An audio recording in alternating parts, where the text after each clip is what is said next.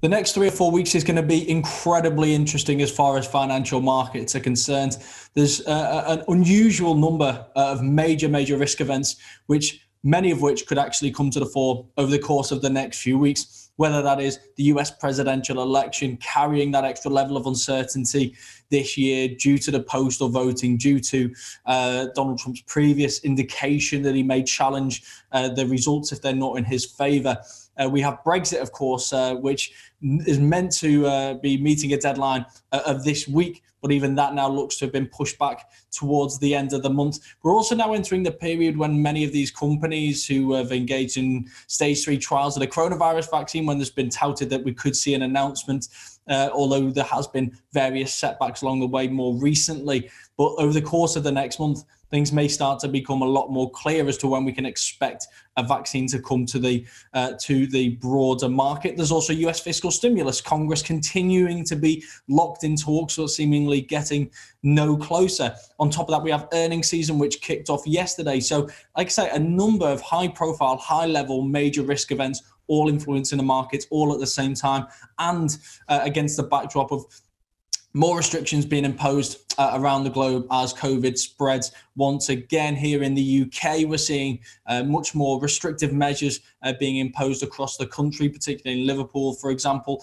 And I think the rest of the country is only a matter of time before we see higher levels of restrictions as well. We're seeing similar actions being taken across Europe, and COVID cases in the US starting to spike also. All of this is going to be a major factor in terms of how market sentiment is driven and how many of these currency pairs and commodities, etc., do trade over the course of the coming weeks. The one we've chosen to focus on today is the pound versus the US dollar. There's so much happening which is going to influence this currency pair now over the next few weeks. I think it is going to be a really interesting one to watch. The most obvious being Brexit. Now, as I said earlier, the deadline that was initially set for a deal to be struck between London and Brussels was Thursday this week. That's when the EU summit takes place, and they were expected to put forward the deal that had been reached between the UK and the EU. But it seems that we're still short on a couple of key areas, the most obvious being fishing rights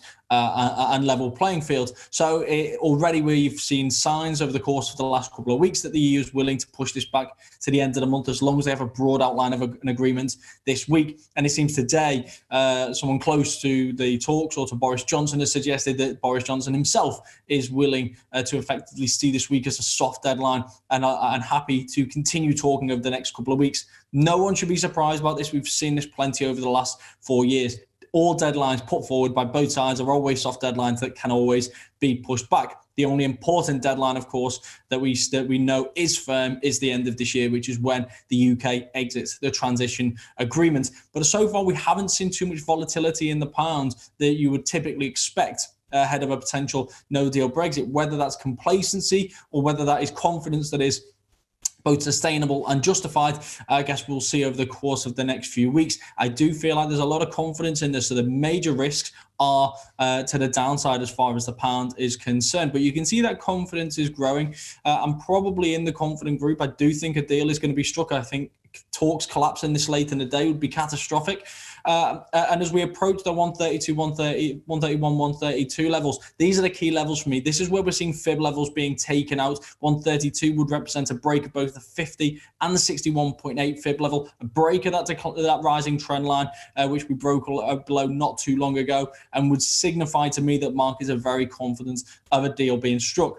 The other major factor we have to take into consideration here is the US dollar as a risk-averse instrument. And given how much downside risk there is for these markets right now, and potential upside risk, it's worth noting the dollar, I imagine, is going to continue to be extremely volatile. And if we see significant risk aversion, that will lend very favourably to the US dollar. So something certainly to keep a very close eye on.